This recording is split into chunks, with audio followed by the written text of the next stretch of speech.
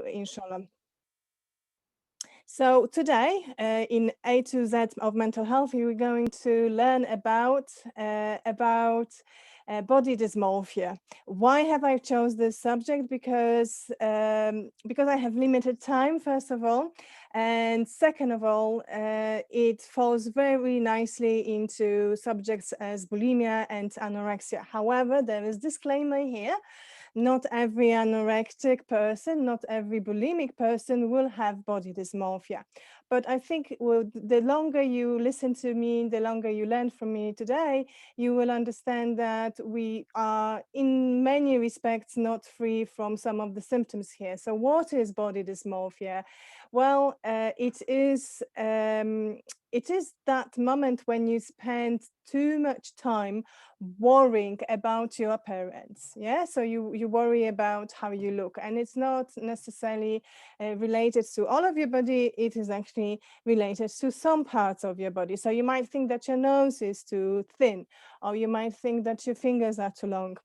And where is that coming from? Well, right now in psychology, we have different data coming through, and some of us, we seek the roots of the problem in self-esteem and experiences such as bullying, abuse, which can lead to feeling scared to be alone as well, or even develop into depression, anxieties, or OCD symptoms. So it's been said in many by many that body dysmorphia really relates to lack of symmetry, or you think that there's something fundamentally disfigured about your body. Okay, so you're obsessively checking your appearance in the mirror. You're constantly looking and you're seeing the faults. You know, whenever you look in the mirror, you see the faults in you. What else is happening is that you're avoiding mirror actually because you don't want to upset yourself. You might change your style of clothing just to hide certain the disfigurement. You might avoid social situations as well. You might deprive yourself of very precious time, quality time with your friends, even with your cousins, with your family. You're isolating yourself to avoid situations that remind you about this discomfort that you feel in your body.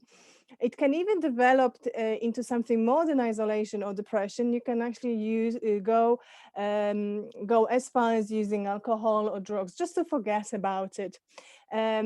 Now, if that doesn't sound like something that you come across already, your personal experience or somebody else's experience, I think especially right now we're talking about teenagers, because while they going through this individualization stage, it's very likely that they're going to see how their body is changing and compare it to others. And that's another element. You compare your body, you compare yourself to others. But that's just not where it finished. You feel shame, you feel guilt that you don't fit in, that you are not perfect. If that's not looked after, that kind of approach to yourself, that relationship with yourself, what can happen is you develop OCD symptoms. You can pick your skin as well as hair. You can think and consider and actually go as far as cosmetic surgery. You can self-harm yourself. Can have suicidal thoughts as well, and if necessary, deprive yourself of food. And that's where bulimia, anorexia, and other eating disorders coming through. So let me see if you have any questions. No, I think you are. Oh, somebody is with us from Indonesia. How great, brilliant. Okay, Assalamu alaikum ashkarini. Now, what is the solution then? So if you don't think that this is you, if you think that it's not as far as disorder, but you find some of those symptoms in your past or maybe in your present, I think the number one solution is serotonin. And actually what we find in psychology, in research of psychology, is that the SRI component, which is serotonin reuptake inhibitors, they can effectively reverse body dysmorphic disorder. So the reason why I talk about it is because raising serotonin is not necessarily only drug induced. You can make yourself happy. You can implement in your daily, I'm not talking weekly, in your daily routine, self-care. What is self-care? Well, anything that makes you happy, right? Anything that gives you pleasure, anything that makes you feel relaxed and okay about the world, okay about yourself.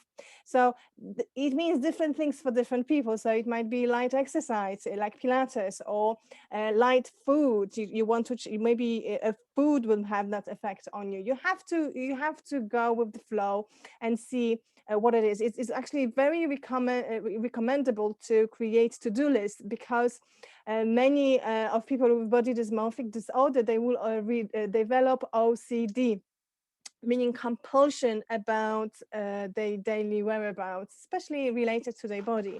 So you want to distract that kind of approach, that kind of thinking pattern, and you want to implement some other routines, right? So so that will enable you to think about something else other than just how, I quote, ugly you look, or how you don't fit to environment. Now, approach to your thinking here is the key. First of all, you need to recognize your maladaptive thinking. What I mean by that, your negative thinking. So maybe you want to make a list of things that come to your head related to your body. Have a look at it, be honest with yourself, and make decision whether this is actually something rational. You know, many people, they go for all or nothing thinking, meaning this car makes me completely disgusting, right? How realistic is that thinking? Or some people will do mind reading, and they might hear in their head, oh, I know that my friend wishes that I had a better skin. I am absolutely confident that my girlfriend, she hates going out with me because I embarrass her, right? You don't know that, but that's why it's so important to tune into yourself, sit down, write down those thinkings, and see what categories they're falling in. Is it all or nothing thinking, mind reading? Maybe you're catastrophizing as well.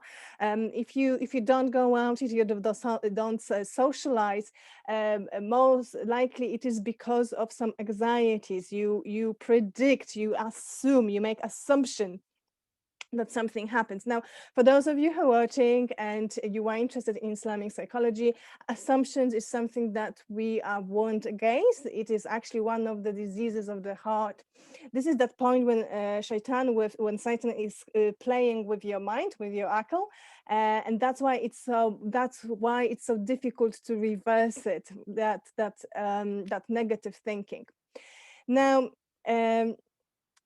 There is another method. Not all of you are going to be ready for it. Most likely you need some guide, you need some therapist, but you can also expose yourself to a situation that makes you feel uncomfortable.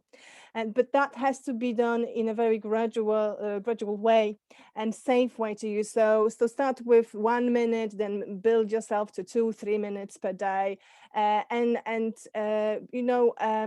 make it a habit.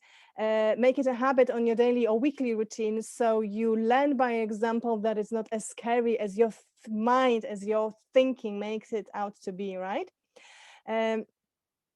So for instance, if you have tendency to look into the mirror all the time and look in your nose because you think your nose is too big, perhaps the method that will help you is to next time when you look into the mirror, don't come too close to the mirror, but stand in a distance and look at the all of your body. Don't forget, body dysmorphia is actually concentrating on bits and pieces. It's not all about all of you. Okay, so one of those suggestions, I hope they come helpful, but that's not the end.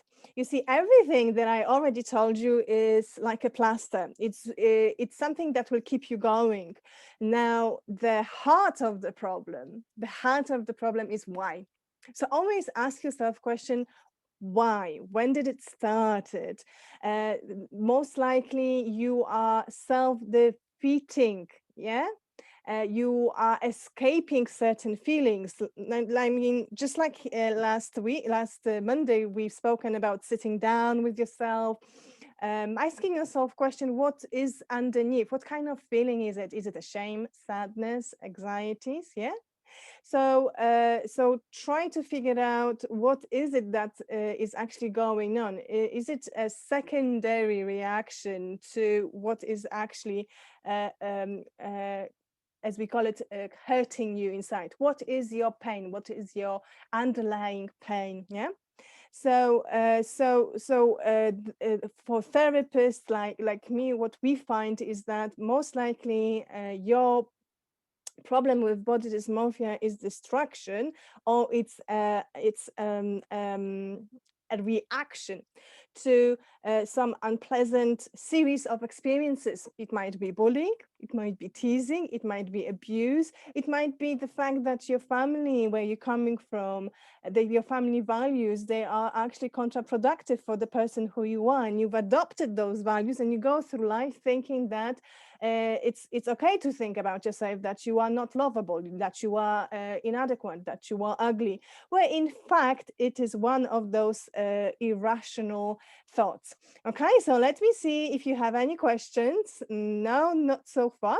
Let me see. All right, you all good? Thank you very much for joining.